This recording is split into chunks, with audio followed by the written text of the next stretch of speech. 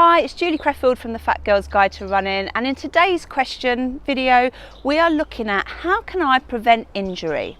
Now the first thing I want to say about this is most athletes at whatever size they are will experience some level of injury. It is not just something that us fat people get, okay? So that's number one. We all get injured, and you know, this advice is suitable for everyone really. So I'm going to explain some of the reasons that I have managed to stay injury free through most of my running career so far, and things that you can implement on a daily basis to make sure that, you know, where possible you do too. So number one is to build up gradually. Most injuries, particularly in kind of beginners, are where people just go off too fast, where they, you know, train too often, they get excited, they start enjoying it and they're out every day, and then they get injured through overtraining.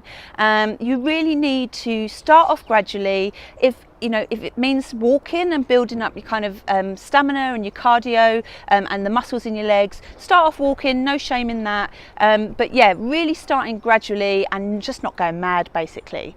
Number two is having the right kit. Now, running trainers are really, really important. When you go into a running store to get fitted for a pair of running shoes, they'll let you know kind of what your legs are doing. So whether you pronate or overpronate, which sounds a bit technical, and I'll probably explain that in another video, but the experts in the running shops are going to help you get the right kind of trainers for you to prevent any kind of muscle strains, muscle injuries picked up on basically the way that you walk and the way that you run. Number three is listening to your body. So you need to get to the point where you understand the difference between, you know, one of those like niggling little pains or muscle soreness, delayed onset of muscle soreness, you know, the kind of stuff you get a couple of days after a big training session, and real injury. And actually when you really tune into your body, you know. So you know if you go out for a run and something doesn't feel right, stop, have a few days off, because yes, you know, going to a doctor's, you know, but you know your body better than anybody else. So start tuning in to what feels like, you know, niggly little pains, aches, and what feels like the beginning of a real injury. Then you want to think about doing some cross training, and this is for people that really do want to be doing activity quite often. So if you're training for a specific race and you're maybe on a weight loss journey, or you know, you like to integrate other types of sport, this is perfect for you. So some examples of cross training might be swimming, it might be cycling, it might be going to a weekly yoga class, something that isn't using the exact same muscles as running does, but is still going to be beneficial to you in the long run.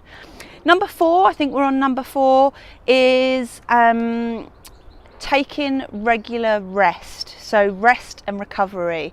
And you know, some people talk about active recovery where, you know, you are still moving. I'm a real believer in having at least one day off a week where you do very little and you give your muscles a real kind of chance to kind of, you know, to set in and, you know, just have a day off,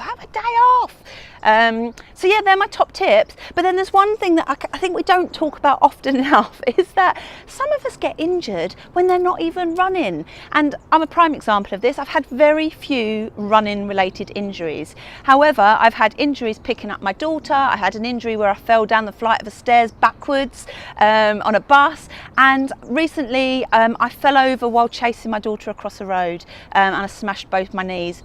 So kind of running related, but I wasn't in my running kit, I was just chasing after my daughter. So, you know, if you're training for a race and you really don't want to get injured, have a think, particularly if you're clumsy, you know, just be spatially aware, just be mindful of, you know, the things that might kind of trigger an injury. So if you've got kids running around, make sure their toys are kind of packed away, you know, maybe avoid the drinking a little bit, you know, if you have a tendency of, you know, doing yourself an injury. So, so yeah, you know, remember, everybody gets injured as part of all sorts of kind of sports. It's not just you, but there are things you can do to prevent it.